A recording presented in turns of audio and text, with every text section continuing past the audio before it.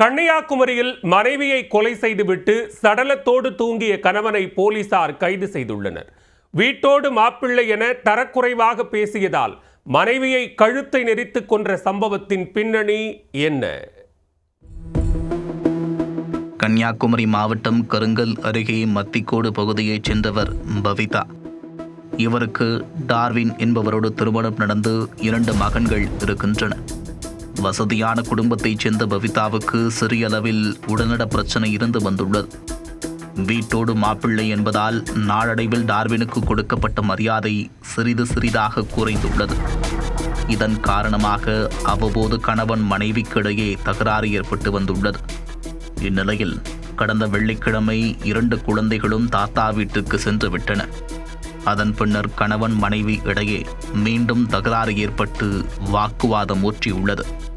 அப்போது வீட்டோடு மாப்பிள்ளையான உனக்கெல்லாம் என்ன மரியாதை வேண்டியிருக்கிறது என்று மனைவி பவிதா கூறியதாக தெரிகிறது. இதனால் ஆத்திரம் தலைக்கேறிய டார்வின் கட்டிய மனைவியை கழுத்தை நெரித்து கொலை செய்திருக்கிறார். பின்னர் இந்த சடலத்தை எங்கு கொண்டு மறைக்கலாம் என்று யோசித்த டார்வின் மனைவியின் சடலத்தின் அருகிலேயே படுத்துக்கொண்டு யோசித்திருக்கிறார். கடுமையான யோசனையில் மூழ்கிய டார்வின் அப்படியே படுத்து உறங்கிவிட்டார். மறுநாள் காலை அக்கம் பக்கத்தினர் கதவை திறந்து பார்த்து அச்சத்தில் கத்தியிருக்கின்றனர். சத்தம் கேட்டு விழித்த டார்வின் தன்னை மரியாதை குறைவாக நடத்தியதால் கொன்றுவிட்டதாக தெரிவித்திருக்கிறார்.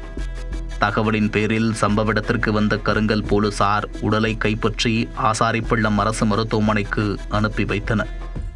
பின் டார்வினை கைது செய்து விசாரித்து வருகின்றனர். வீட்டோடு மாப்பிள்ளை என மனைவி எடுத்தெறிந்து பேசியதால் ஆத்திரத்தில் மனைவியின் கழுத்தை நெரித்து கணவன் கொலை செய்த சம்பவம் அப்பகுதியில் பெரும் பரபரப்பை ஏற்படுத்தியுள்ளது.